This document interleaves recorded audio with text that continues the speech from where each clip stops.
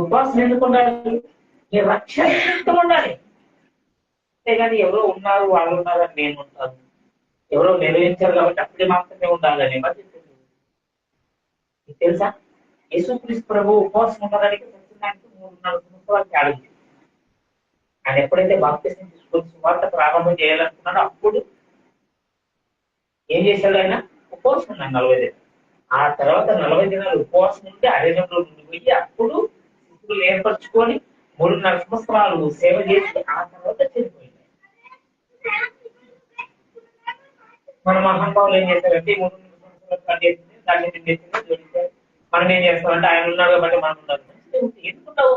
అర్థం పర్థం లేకుండా ఉండకూడదు. ఉంటే నీ కుటుంబాన్ని నీవు కాపాడుకోవాలి, ఒక పట్టణాన్ని కాపాడుకుంటారు. తెలుసా?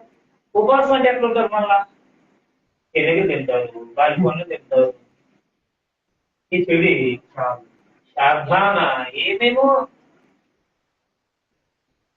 కోసం చెప్పండి. అంత సమస్యలు కూడా ఉంటున్నాను. పువ్వు రొట్టె తినకపోతే ఉపవాసం ఎవరు చెప్తుంది? ఉపవాసం అంటే మంచి ఒక్కరోజే సంవత్సరానికి.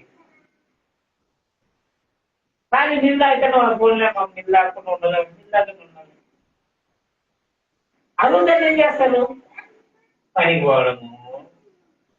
ఉపవాసం అంటే దీన్ని సన్నిధిలో గడపడం, ప్రార్థనలో గడపడం, వాక్యం చదువుకోవడం.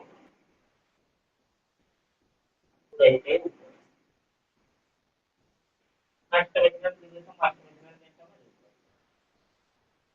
ఫోన్లే ఉపవాసం అలా ఉండాలంటండి. ఈ రోజు నేను తినే తిండి ఎవరైనా తిండి లేదు పెడతావా? అది లేదు. మిగిలించుకొని నీకు లాభం ఏం చెప్పండి. ఈ పొద్దు నువ్వు తింటలేవు, మంచిది అలాగే ఉన్నావు. మరి ఈ రోజు నేను తినే తిండి తిండిలో పెట్టాలి కదా. కడపండి ఉండాలి. కుటుంబాన్ని కాపాడుకోవాలంటే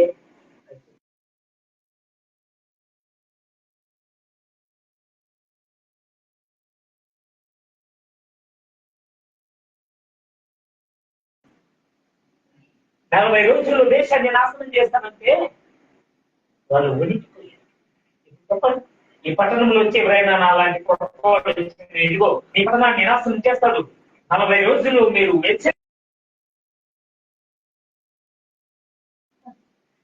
అంటారా? వాళ్ళు ఏం చేశారు?